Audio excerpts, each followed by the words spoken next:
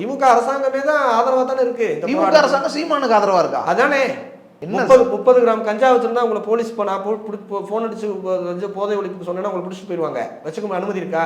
தடை செய்யப்பட்ட கஞ்சாவை நீங்க வச்சுக்கலாம். எப்படி சார், என்ன சார் பேசுறீங்க? அப்போ தடை செய்யப்பட்ட 30 கிராம் கஞ்சாவை வச்சுக்க அனுமதிக்காத தமிழ்நாடு அரசு நான் கல்லுதான் இறக்க போறேன்னு சொல்லி நூற்றுக்கணக்கான ஆடுகளை திரட்டி பனைமரத்துக்கு படிக்கட்டு கட்டி ஏறி கல்லை இறக்கி தானும் குடிச்சு தன்னுடைய குடிமகன்களுக்கும் ஊற்றி கொடுத்து நாங்கள் பேசுகிற குடிப்பெருமை இதுதான், குடிக்கிறது தான் எங்கள் பெருமைன்னு குடிச்சு காமிச்சிருக்கிறார். என்ன வழக்கு பதிஞ்சிருக்கிறீங்க? என்ன நடவடிக்கை எடுத்திருக்கிறீங்க? அப்போ இங்கே நடக்கக்கூடிய மதுவிலக்குக்கு ஆக நடக்கக்கூடிய போராட்டங்களையும் மதுக்கடைகளுக்கு எதிராக நடக்கக்கூடிய போராட்டங்களையும் 1 லட்சம் கோடி ரூபாய் ஊழல் நடந்திருக்குன்னு புதிய முயற்சி தொடர்ந்து சுட்டி காட்டிட்டு இருக்கு. அதற்கு எதிராக இன்னைக்கு தேதியில் கூட திருச்சியில் இன்னைக்கு மதுவுக்கு எதிராக ஆர்ப்பாட்டம், திருச்சி மாவட்ட புதிய முயற்சியின் சார்பாக.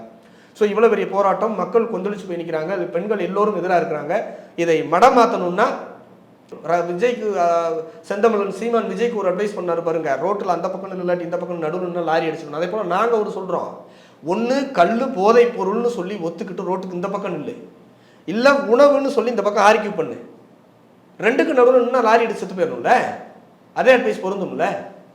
நீ போதை பொருளே இல்லைன்னு ஆர்கியூ பண்ணுறது தானே பிரச்சனை. இது போதைன்னு அக்செப்ட் பண்ணிட்டாலே அடுத்த கட்டத்துக்கு போயிருங்க. இது உணவுன்னு சொல்லும்போது தானே பிரச்சனை வருது.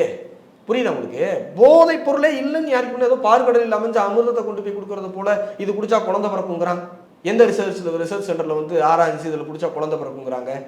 ஏங்க இவ்வளவு பெரிய ஃபெர்டிலிட்டி சென்டர்லாம் இருக்கிறதுக்கு ஒவ்வொரு தென்னை மரத்தை பனை மரத்தில் கல்லு குடிச்சா குழந்தை பெற்றோன்னு பிரச்சாரம் பண்ணுவாங்க. அது இதெல்லாம் 6 அறிவு ஜீவன் பண்ணக்கூடியதா?